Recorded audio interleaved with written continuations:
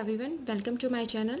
Today I just started a new series for your CSIR UGC NET, that is name reaction from organic chemistry for your CSIR UGC NET chemical science.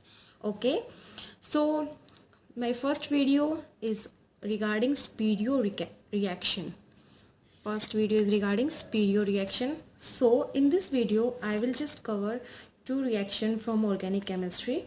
Spiro reaction is just variant of the Bamford-Stevens reaction. Okay, what is the name? That is Bamford-Stevens reaction. Okay, so it is just variant in which manner, like both reactions, Spiro reaction and Bamford-Stevens reaction, gives same product, alkene.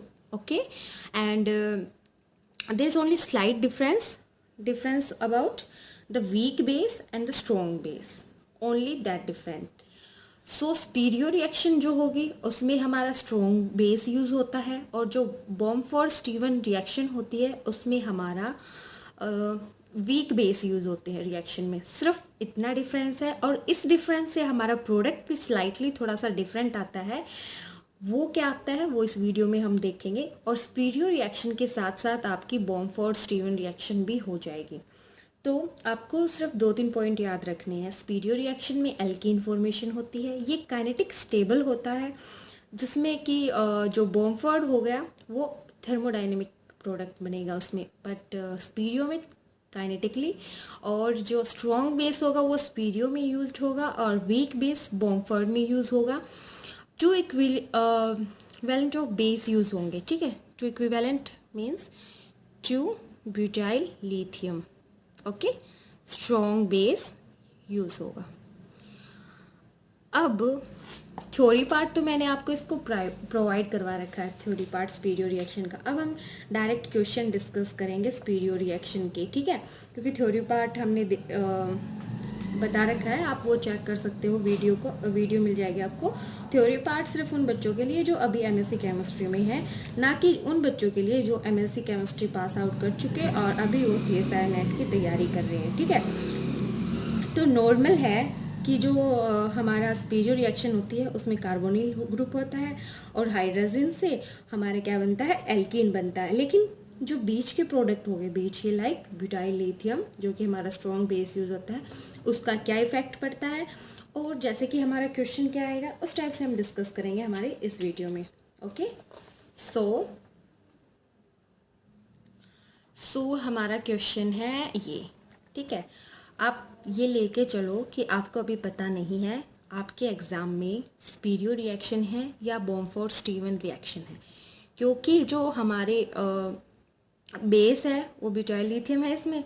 ठीक है, ये तो हमें पता है इसमें butyl lithium है. लेकिन अगर हमारा वीक बेस है, ये तो मैंने क्वेश्चन दे रखा है आपका, उसके अकॉर्डिंग हो जाएगा. ये तो स्ट्रॉन्ग बेस है, वीक बेस है, तो हमारा किस टाइप से मैकेनिज्म होगा, हमारा क्वेश्चन कैसे होगा. तो आपको क्या याद रखना है, पहले ये करा देती हूँ मैं आपको ये क्वेश्चन, उसके बाद देखते हैं हम. सो नॉर्मली क्या है, हमारा कार्बोनिल ग्रुप लेते हैं इस रिएक्शन में हम, और हाइड्रोजन लेके हमारा H2O निकल जाता है और हमारा प्रोडक्ट बन जाता है ये. ठीक है, एल्कीन प्रोडक्ट.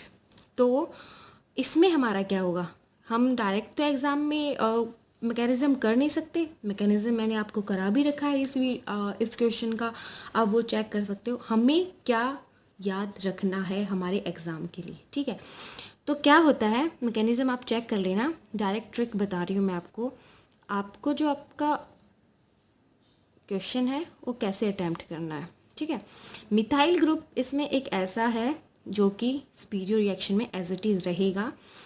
यहाँ पे मैंने आपको डिफरेंस बताया है. डिफरेंस यहाँ पे सिर्फ होगा कि हमारा प्रोडक्ट काइनेटिकली स्टेबल होना चाहिए, थर्मोडाइनमिकली नहीं होना चाहिए, बस. अब यहाँ तक के स्टेप में हमारे पास जो प्रोडक्ट आता है 2 ब्यूटाइल लिथियम का, वो आता है हमारा ये प्रोडक्ट. ठीक है, Li पॉजिटिव. ठीक है।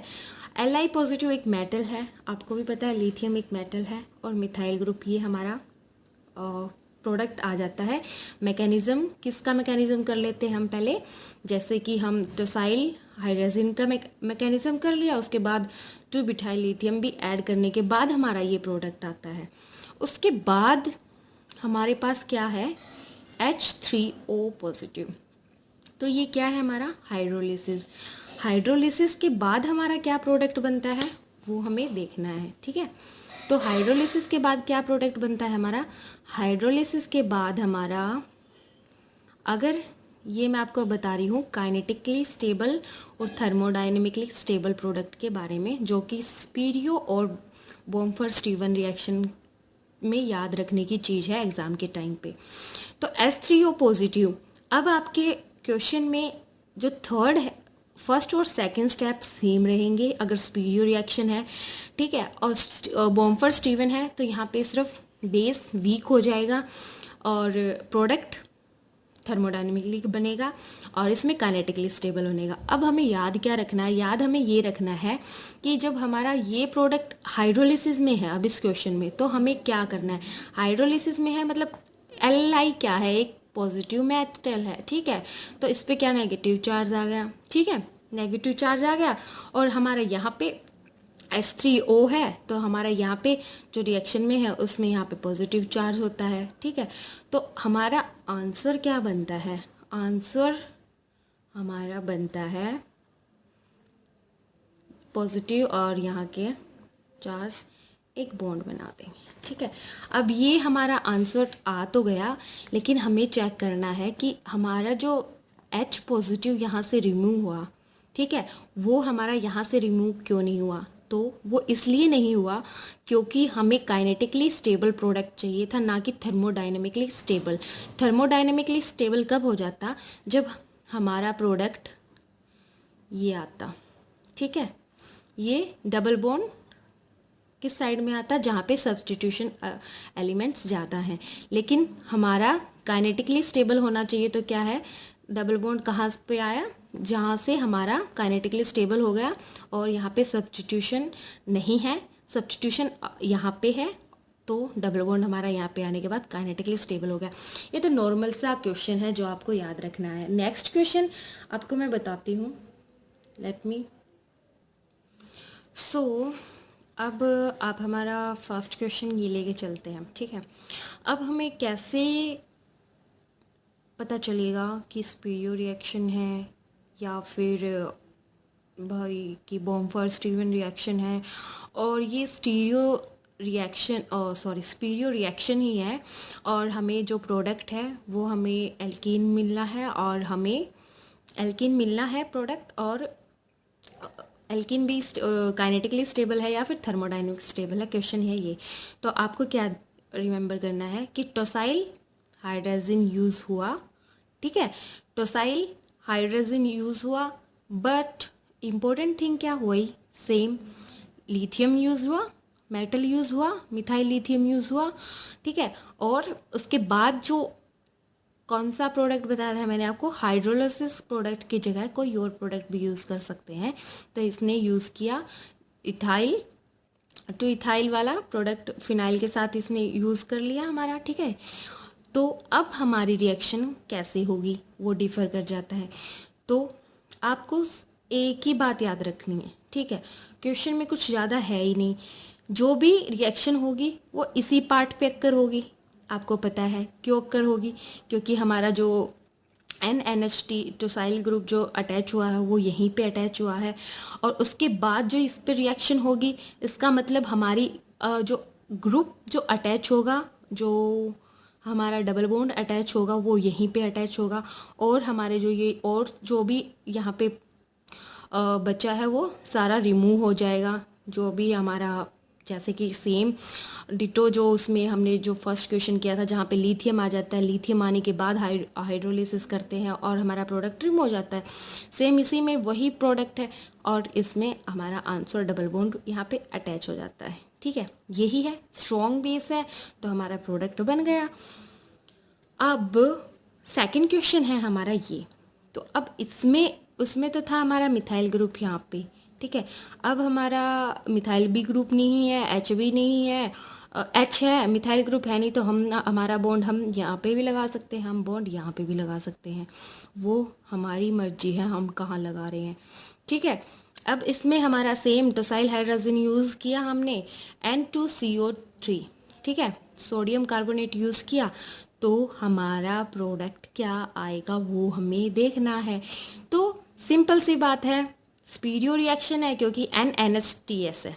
आपको स्पीरियो रिएक्शन याद रखने का फॉर्मूला ये है, क्या है, NNSTS ग्रुप। ओके। उसके बाद उसमें सोडियम कार्बोनेट डालने के बाद एल्कीन का ध्यान रखना है, एल्कीन कौन सी बन रही है।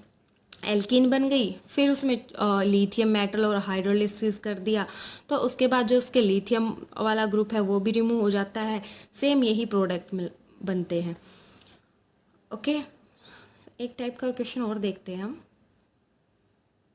ओके, सो ये क्वेश्चन देखो आप, क्वेश्चन ये होगा, प्रोडक्ट मिलेगा, आपको सिर्फ याद रखना है कि आप उसको कैसे यूज़ करते हो। आर लिथियम मतलब 2 कोई भी लगा लो, मिथाइल है, इथाइल है, ब्यूटाइल है, जो भी है, जहाँ तक प्रोडक्ट सेम होगा। और ये NNSTS डायरेक्ट इसलिए है, मैंने आपको बताया था डायरेक्ट, सॉरी, मैंने आपको जैसे बताया था कार्बोनिल ग्रुप होगा, कार्बोनिल ग्रुप के साथ हाइड्रोजन कराएंगे तो H2O निकल जाता है। सेम इन्होंने डायरेक्ट आपको NNSTS से स्टार्ट कराएंगे, या तो ऐसी होती है नेम्ड रिएक्शन मैकेनिज्म, बीच में से लेके और मैकेनिज्म आपको रिएक्शन करनी दे देंगे, तो आपको सिर्फ याद रखना है कि स्पीरियो रिएक्शन यही है।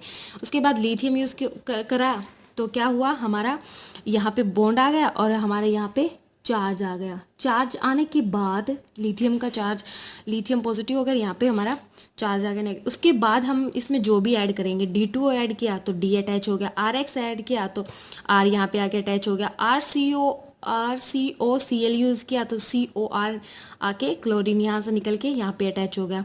और हमने कोई अलग से रिंग यूज़ की कोई भी, तो उसके बाद H2O करके यहाँ पे हमारी 1 2 3 फॉर्म की रिंग अटैच हो गई। बस इसमें और कोई भी, ये डायरेक्ट ट्रिक का आंसर बताया मैंने आपको कि स्पीरियो रिएक्शन के लिए आपको कैसे ध्यान रखना है।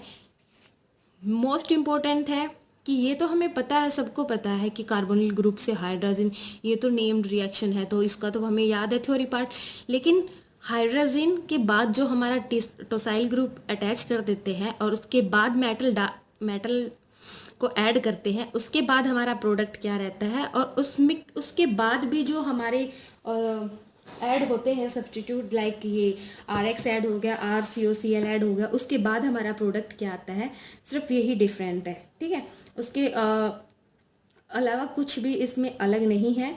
और आपको यही ध्यान रखना है कि Li है, Li लिथियम है, और ये हमारा मेटल है, और किसके कारण, इलेक्ट्रोनेगेटिविटी के कारण लिथियम इस पे अटैच नहीं रह सकता, लिथियम पॉजिटिव हो जाता है, यहाँ पे नेगेटिव चार्ज आ जाता है।